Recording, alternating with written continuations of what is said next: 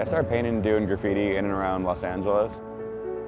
In 8th grade, I rode the bus. I was playing baseball at the time, so a lot of my time was spent on the freeways getting to beautiful locations, and you have a ton of time to kill on the bus. I think that led to me seeing a lot of graffiti out there and emulating it. I'd sketch on pads. I would just sit there and fill them up with different things, and I'd make notes on what I'd want to look up later, and I think that made a big impact in what I ended up painting down the road. Growing up, baseball was pretty much my life. My whole weekly schedule rotated around the baseball games and traveling all over Southern California and the country just playing. I didn't go to college based upon their art program or anything like that. I went based upon where I could play ball. My sophomore year of college at Riverside, I remember pitching pretty much every day. My shoulder started getting sore, and to kind of compensate, I dropped my release point lower and lower. I pitched through it. Senior year, threw a pitch, felt something pop, went up to bat, took a big hack, thought I hit a home run, and realized that my shoulder had popped out of the socket and hit a little Texas leaguer into the outfield. That was pretty much it right there. My baseball was over, and it was time to figure out what direction my life was going to go next. When I was going to college, I really didn't want to take classes that I had to study for. So all my classes were English and art, because that way I could just write papers or write essays and then paint or draw.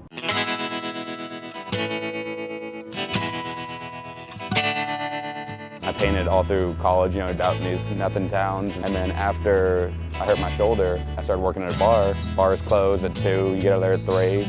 Really good time to do graffiti, and that's sort of when it was like a rebirth. The murals I'm most proud of, the Touch of Venice one. There was such a huge wall and such a high-profile spot in Venice that I felt like I really had to do some of my best work there. Of the sports ones I've done, the Dodger one over on Sunset Boulevard by Dodger Stadium with Kirk Gibson and Fernando. I've done the Karate Kid fight scene, which I guess qualifies. I did a White Man Can't Jump one over by the basketball courts in Venice Beach. I did Arnold Schwarzenegger down by Venice Beach, right next to Muscle Beach for his famous bodybuilding pose.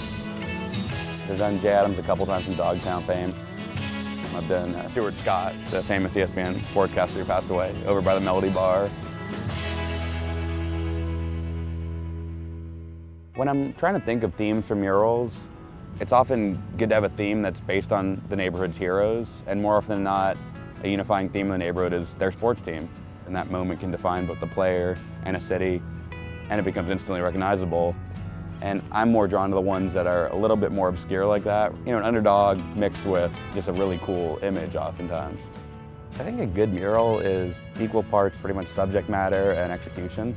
Fits its surroundings, it fits the wall, that fits the neighborhood, and is done well.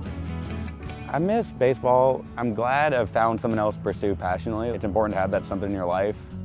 I think it made it easy to get up and paint every day because, approach it the same mentality I did when I was getting up to work out and then practice baseball.